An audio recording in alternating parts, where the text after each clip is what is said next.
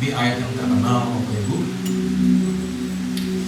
Matius 26 ayat 80. Kita baca bersama-sama. 1, 2, 3. Setelah itu ia kembali kepada murid-muridnya itu dan mendapat mereka sedang tidur.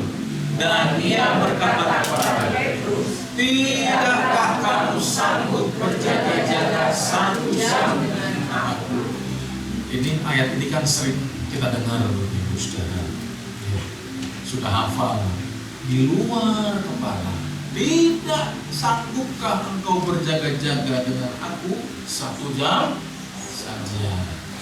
Nah, Bapak Ibu Saudara, malam ini kita belajar Tuhan Yesus itu orang Yahudi, bukan orang Jawa, bukan orang Batak. Jadi kalau dia berbicara atau menyampaikan sesuatu itu menurut adat istiadat Yahudi, karena dia orang Yahudi. Begitupun ketika ayat ini, perkataan yang disampaikan kepada salah satu muridnya yaitu Petrus, itu dalam rangka dia Yahudi, berkata kepada orang Yahudi, Petrus, tidakkah engkau sanggup berjaga-jaga 1 jam saja dengan aku? Karena apa? Didapati murid-muridnya sedang tidur ketika Tuhan Yesus sedang berdoa di mana? Kamar Getsemani. Nah, Bapak Ibu Saudara, apa Pak maksudnya berdoa? Tidak sanggupkah engkau berjaga-jaga dengan aku 1 jam saja? Yang kita pahami gini, berarti kita harus berdoa 1 jam saja. Nah, kalau tidak 1 jam, nggak sah. Karena firman Tuhan berkata kita harus berdoa 1 jam saja. Kalau 2 jam, tambah bagus. Gitu. Jadi kita malam ini bukan bicara soal durasi ini, Bapak Ibu Saudara. Nah, bagi orang Yahudi, doa orang Yahudi itu mereka dalam 1 hari itu ada tiga kali doa. Yang pertama doa pagi, dalam bahasa aslinya Shaherit. Yang kedua doa siang,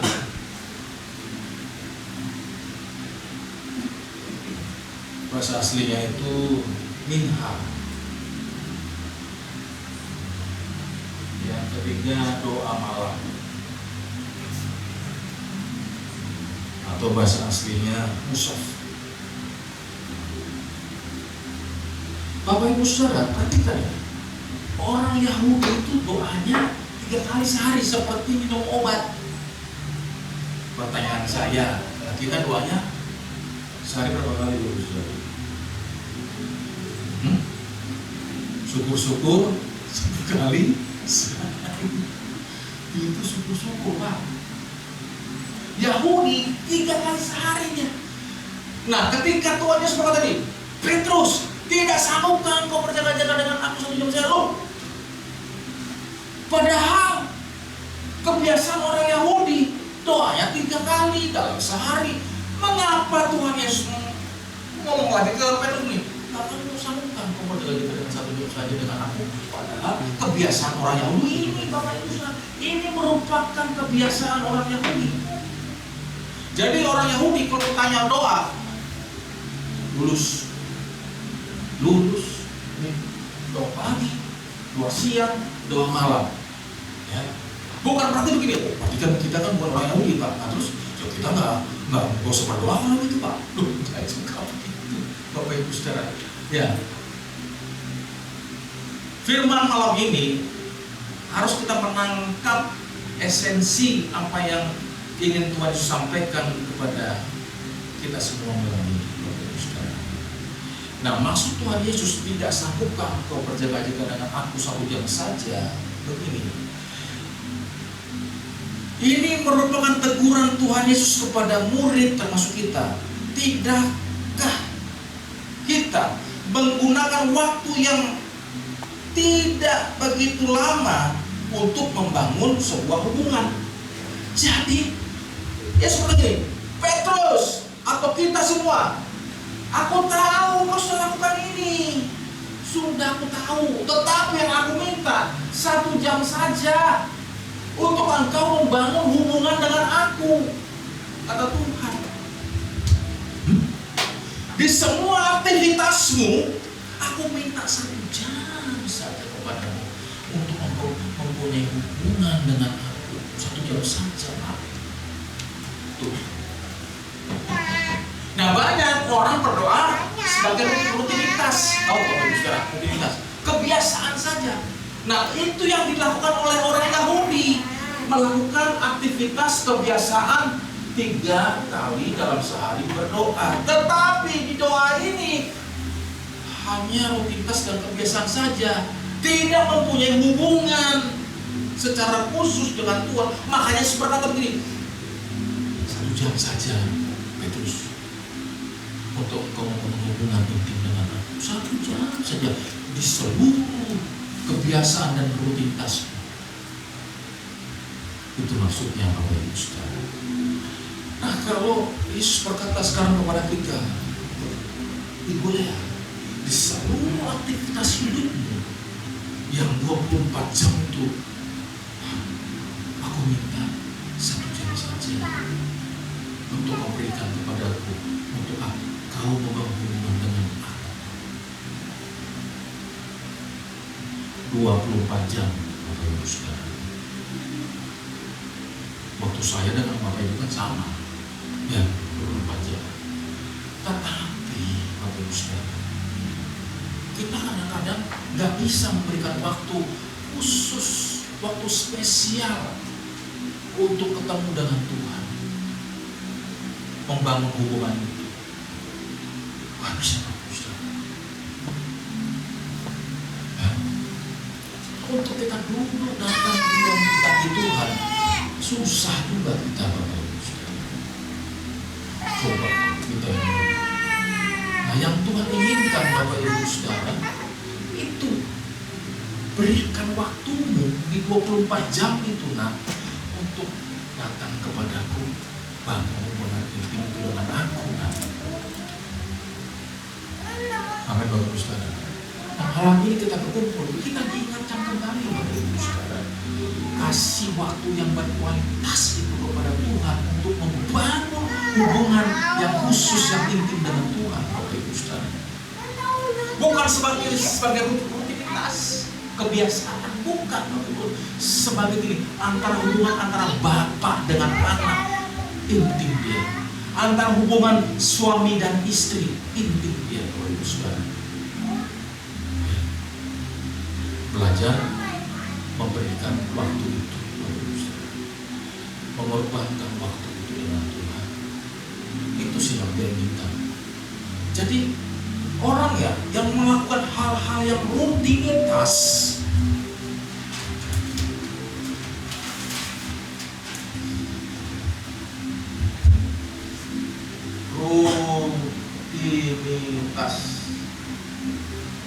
doa sebagai rutinitas ini berbahaya. Karena kalau doa dijadikan rutinitas itu sekedar gini, masih saja. Ditanggil Tuhan, aku datang kepadamu Tuhan. Nah, sudahlah ya, aku minta ini, sudah Tuhan, aku datang kepadamu, sudah. Karena orang yang berdoa begini sebagai rutinitas biasa, kebiasaan saja. Jadi doa itu enggak punya hubungan apa-apa, nggak punya efek apa-apa dengan Bapa. Kenapa? Ini sekedar informasi.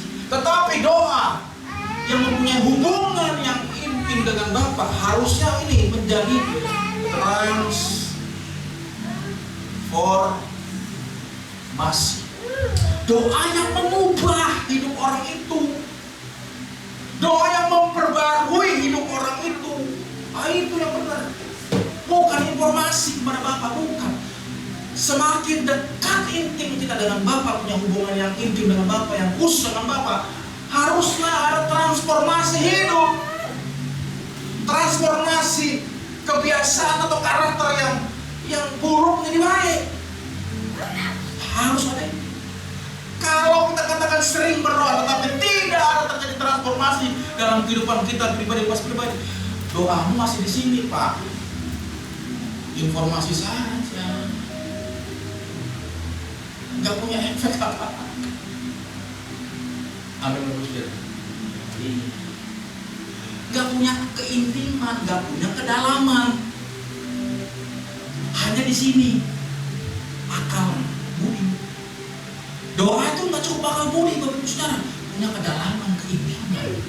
Barulah terjadi transformasi dalam hidup, dalam kehidupan orang-orang yang membangun hubungan khusus dengan Dia, Ibu. Makanya apalagi orang-orang yang tidak ngerti, tambah pula. Makanya orang-orang yang nggak ngerti doa, hanya sekedar rutinitas kebiasaan dan begitu-begitu, diajak doa, nggak ngerti apa-apa, buta. Dia pikir doa itu gini, terima kasih Tuhan, haleluya, aku minta ini, terima kasih ya aku sudah datang Tuhan. Begitu-begituan. Makanya hidupnya orang itu coba lihat dari tahun ke tahun nggak berubah. Padahal rajin ikut doa malam. Kenapa? Nggak punya kedalaman, keintiman. Dibangun dari hari ke sehari. Makanya terjadi transformasi kehidupan. Ya cek sekarang, doamu tuh sampai di mana sekarang? Hanya sekedar informasi kah? Atau merubah transformasi hidup kita? Harus ada progres perubahan hidup. Semakin dekat kita dengan Tuhan, ada perubahan hidup. Semakin dekat kita dengan Tuhan, kita memiliki keserupaan seperti Kristus. Amin. Ya. Makanya ubahlah doa kita oleh Mama. Jangan sekedar informasi, jangan sekedar rutinitas kebiasaan. Datang ke tempat ini, pulang di rumah, gak ngapa-ngapain lagi. Sama aja, Pak. Tuh. Ya, kadang gak punya kedalaman. Amin. Nah, bangun kembali ya. Doa itu begini, harus merubah menghasilkan transformasi dalam kehidupanku Tuhan. Kebiasaan burukku mulai dirubah. Karakter hidupnya buruk mulai dirubah. Sifat-sifatku yang buruk mulai berubah. Itulah doa itu. Terjadi transformasi, perubahan secara progresivitas kehidupan dari hari ke setiap hari, Bapak Ibu Saudara. Kalau orang tahu ini, dia bersemangat berdoanya. Karena gini, waduh, aku udah mulai berubah ya. Rajin apa? Rajin, semakin dalam dia dekat dengan Tuhan. Karena apa? Terjadi transformasi. Bukan cuma nyanyi-nyanyi, nyembah-nyembah, terus gini, ya sudah. Terus ditanya, kamu ngapain jadi? Doa. Terus, aku lihat hidupmu, kamu rajin berdoa nggak? Mau berubah juga kau. Tuhan. Baik, Ustaz. Ya. Sudah ngerti ya, Pak? Paham ya? Inilah yang dimaksud dengan ayat ini. Tidak sanggup engkau berjaga-jaga 1 jam saja. Bukan soal durasi, tetapi kedalaman dan keintiman. Karena kedalaman dan keintiman itu akan terjadi transformasi dalam kehidupan kita semua. Itu harus kita buktikan dalam perjumpaan kita dengan Tuhan.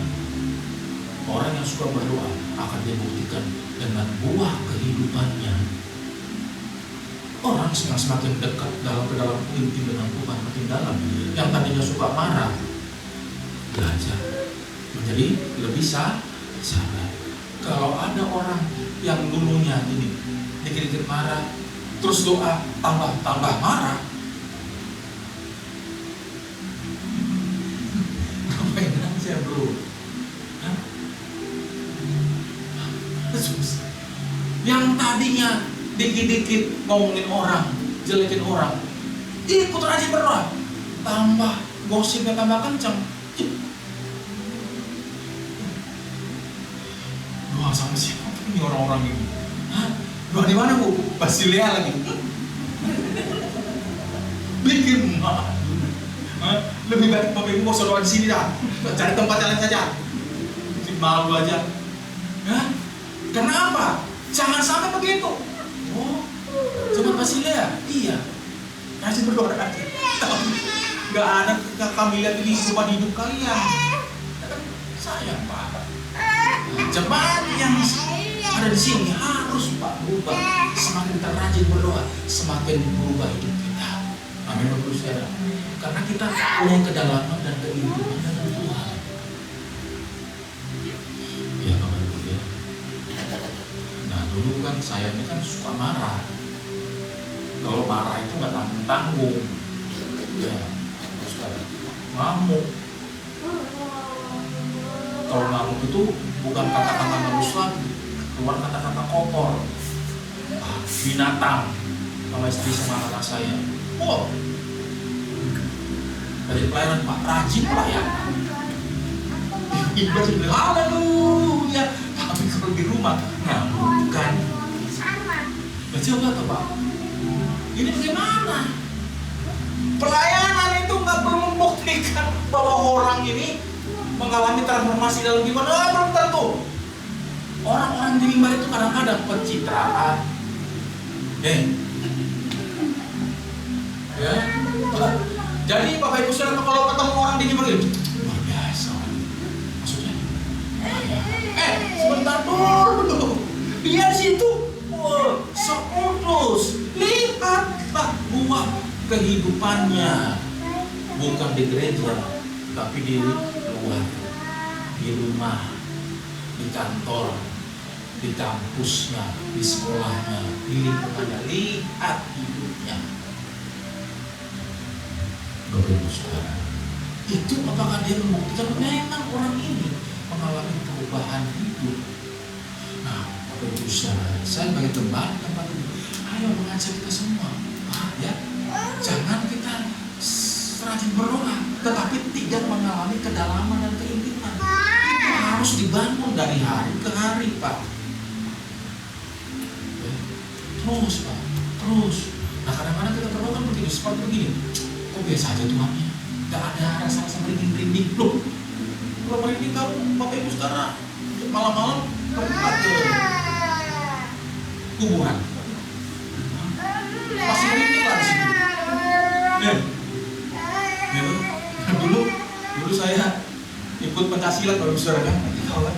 Nah, kalau ujian ngambil apa tuh? Ban itu. Itu diujinya begini. Dikumpulkan malam jam 10 malam. Terus ban kita misalkan saya ban apa dulu? Ban kuning. Mau ngambil ban coklat. Itu ban coklat kita dililitkan di nisan kuburan. Apa hubungannya? Harusnya kan yang diuji kan begitu. Tetapi katanya mentalnya harus diuji. Jadi ban coklat kita dililitkan di batu-batu nisan. Nah, masalahnya kan kuburan orang Muslim. Nah, kuburan orang Muslim apa? Serem. Nah, seperti kuburan orang Kristen. Nah, kalau di Surabaya itu Bapak Ibu Saudara, kuburan orang Kristen itu kan terang. Tempat kumpul-kumpul orang. Karena bagus-bagus. Nah, coba Bapak Ibu masuk ke kuburan Muslim kan serem-serem. Jadi satu-satu aja dulu. Ya, coba lari. Jadi larinya itu misalkan di sini, itu kuburannya di atas sana. Gelap. Suruh lari. Dan itu guru-guru kita itu sembunyi-sembunyi dia, nakut-nakutin. Buah gitu. Apa kan kaget-kaget gitu. Apalah maksudnya? Saya lari kan. Nah, saya pinter. Saya sembunyi, saya tunggu teman saya satu. Saya sembunyi. Jadi karena saya takut ke sana, saya sembunyi dulu di tengah jalan. Saya tunggu teman satu saya lagi, kan berkir Pak. Saya tunggu terus sembunyi gitu. Dan teman saya lewat, pas dia lewat, dia kaget. Dia bukan malah lari ke sana, dia lari balik. Waduh, iya. Dia bilang, sini. Kira siapa? Lo kenapa? Kita sama-sama. Saya nggak sendiri-sendiri. Sama-sama lah kita, Bapak Ibu Saudara, ke kuburan itu, mulai takut-takut gitu. Bapak Ibu Saudara, itulah kejadiannya, Bapak Saudara. Jadi doa itu nggak begini, harus merinding-merinding dulu, nggak juga, Bapak Saudara. Ya. Terus Bapak Ibu Saudara, semakin dalam, semakin intim dengan Tuhan, maka terjadi transformasi, bukan sekedar informasi. Itu doa. Pulang malam ini, bangun doa kembali. Ya. Ya. Di jam berapapun doa Bapak Ibu Saudara.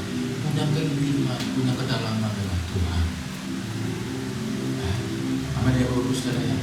Ya, akan berubahlah hidup kita semua teman-teman. Gak sama.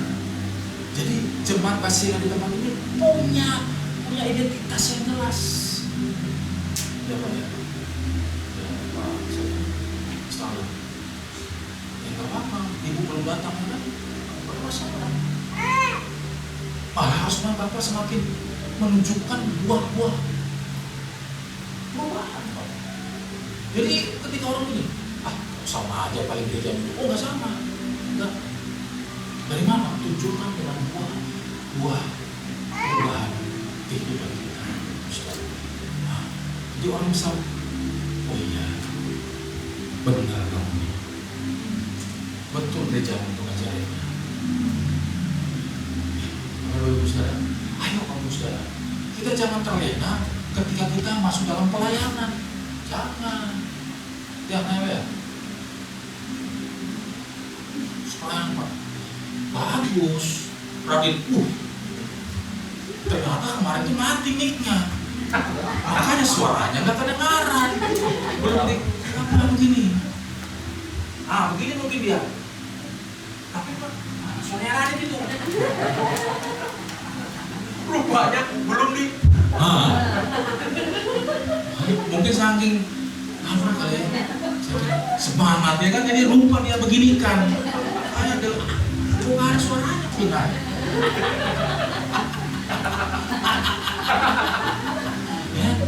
Ya. Jadi puji Tuhan kamu bisa melayani, tetapi nggak cukup. Kamu harus punya kedalaman dan keimanan dengan Tuhan.